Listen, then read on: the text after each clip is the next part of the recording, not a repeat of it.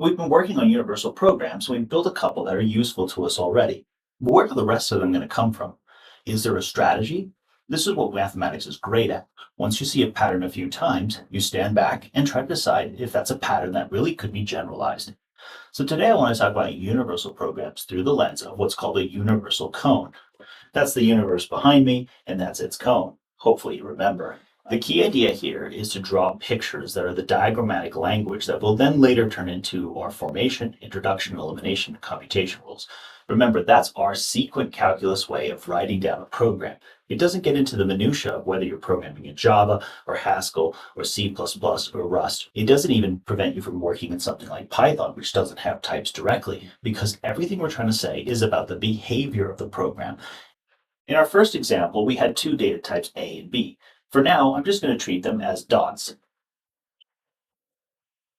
That was the data we used to form a new data type. For example, the pair and the either types both got built this way. Let's focus on pairs. Our pair type was created by putting a new data type, a new dot, somewhere in the picture, and it had to have two ways to get back from the A and the B. This was because pairs were trying to articulate the content of and let us get an A and a B back. So the two arrows left the data type we create to create the new data types. They were elimination rules. Now we wanted to make that universal, which meant that if somebody else came up with a future implementation of pairing, maybe it would have different mechanical properties, but it should behave the same way, which means that they should mimic the picture we just created. So they also create this two arrows mapping to A and B. Notice that over here I have some data, and then I took arrows down. It starts to look a bit like a cone. If someone else has a cone, they could sit it somewhere near ours. Ours is universal then, if their cone can always be converted into our cone. That last line comes down and is our new introduction rule to P. It tells us exactly how to make data of our new type. It's based on any future challenger, and therefore it has to be a robust universal program because we don't know what challengers will come. We could have another cone out here, and it would have to have an arrow from that one. Look at the video that we did last time if you want to review that. Now let's try to look at the comparison for some of the other types we've created. For example, let's look at the either. What changes? So I've drawn a new cone, this ice cream cone, and this is to remind myself that there's a dual version of what we just created with the pair. The either version had the arrows coming in. Either A or B had to be true to create something called OR. And the either data type meant that we had to have either data of type A or data of type B to create one of these eithers. It starts from the same premise, however. We only have two data types, and we've bound them together in a new data type. In the past, it was the pair that lived above. It was like the hat on top of the globe. Over here, it's more like an ice cream cone. The arrows are always going from top to bottom in my pictures. That's my choice to just keep it in order. Once I have this, I need to make this a universal data type. That means if anyone else can put their own cone below the data type, we should be able to leave our data type and convert it to theirs. So our new challenger also has to leave from the points A and B. Now, to be universal, our data type better be able to leave from where we are and get to the new challenger. Notice this is the opposite direction to the pair type, which moved into our data type. That's because it's a dual notion. It's an upside down cone. And so in this type of cone, it's the elimination rule that got introduced as the universal part. In the previous cones, it was the introduction that was universal. Either way, we're able to create a program that anticipates the needs for change. If we create a future data type that can improve upon how it stores memory, or how efficiently it's served, or it works with other systems, we can simply transfer our data to theirs using this last step. That elimination rule converts everything we've already done without needing to recompute our work. The cones that start from the top, the arrows go down towards the data we're forming. The cones that go down start from the data we're forming and go further down. In this way, we design two general types. So there are two flavors of universal mapping properties based on cones. Pair types starts with data somewhere in your universe and creates something above it, which can be eliminated back to the data you have, such that everything commutes.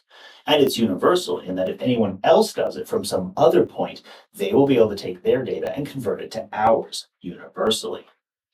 If you take the Cocones, sometimes I playfully remember this one as Cocones, which sounds a little bit like an ice cream flavor that you might have to hold the cone for. And that way I remember that it opens down. You'll have to think of your own ways to remember this. If you take the cocones and come down, then you'll have the arrows pointing down towards the newly created data type, and it will be universal. If anyone else creates one, you'll be able to take yours into theirs. Let's try some other things to start with. Suppose we wanted to form things with three input types. Instead of just A and B, we might have A, B, and C. I've taken us through two steps. Remember, cones create a bunch of elimination rules. We create a new data type, which happens to go to these three things. Now we try to see if a challenger could do any better. Our challenger over here happens to map to these three things through its three functions. What must ours do? Well, we have to connect the missing dots. We create the introduction rule for our new data type as the universal property.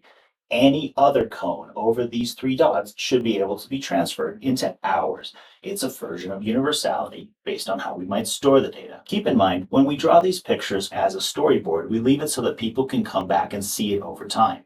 Often, if we're interacting with people in person, we might draw the entire picture all at once, starting with the three dots, adding the three arrows, adding a challenger, and then adding the conclusion. It'll look like the final picture.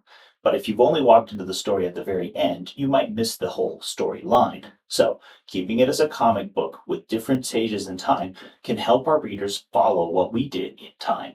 If our previous version was called pairs, we could call this one triples. A good model for this would be the Cartesian product of three spaces instead of just two. Instead of ordered pairs, we could have ordered triples. We could see that I could give back the A, B, or C at any moment that anyone asks. And if anybody wants to make such a thing, they could convert their three functions into ours, like this. Giving their three functions names, F, G, and H. If ever they have data of this type, applying F, G, and H will give us the triple that is now a version of our data type.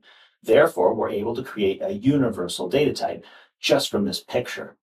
I've transferred this now to our vice rules. Our formation took three data types and created a new type, which I decided to call A cross B cross C. That's the standard name, known as the Cartesian product. Our introduction rule, remember our challenger had three arrows mapping out of its data type. So it had a function from X to A, from X to B, and X to C. Then it created one example, one instance of our data type. So that's this introduction rule. I've called it YOLTA to remind myself not to overthink what the actual storage is. How the computer decides to do this might be dependent on the applications. In fact, you might find multiple versions of the same data type are needed in your own application. Switching over to the elimination rule, I now know that there's three ways out of any data type I create. I could start with my data and get to A, B, or C, and I've called those simply pi A, pi B, pi C. You could also think of those as get A, get B, get C. Finally, the computation rule. The computation rule, remember, is to take the introduction's premises together with the elimination's conclusions and sandwich them together and see what's missing. The commutative diagram will tell you the equations you need to put in.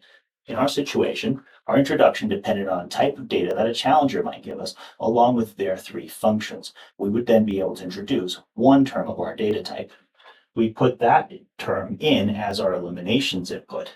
The result is those terms from our challenger are converted into pi A of iota of FGH of X. What should it be? Well, the commutative diagram has to make the triangle commute.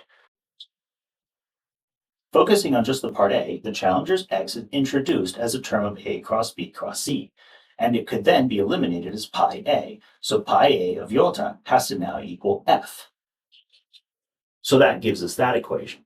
If we move to B, that one has to be G of X, and the last one would be H of X.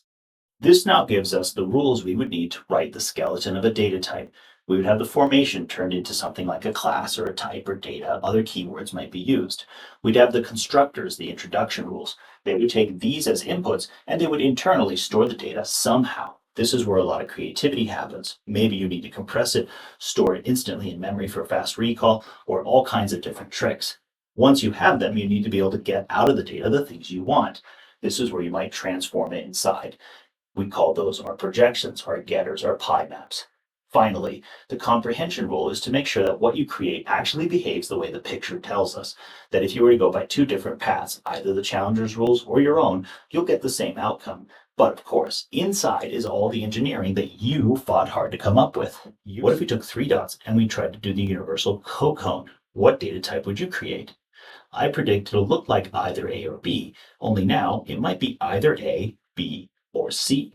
And if you can do it with 3, what about 4, or 10, or an unnumbered? We're beginning to work towards what's known as universal quantifiers. We'll need some lectures on the logic of that to match them up with data types, but once we have them, we'll have a powerful addition beyond the pairs and eithers we've built so far. Until next time. That's how you take care of a child.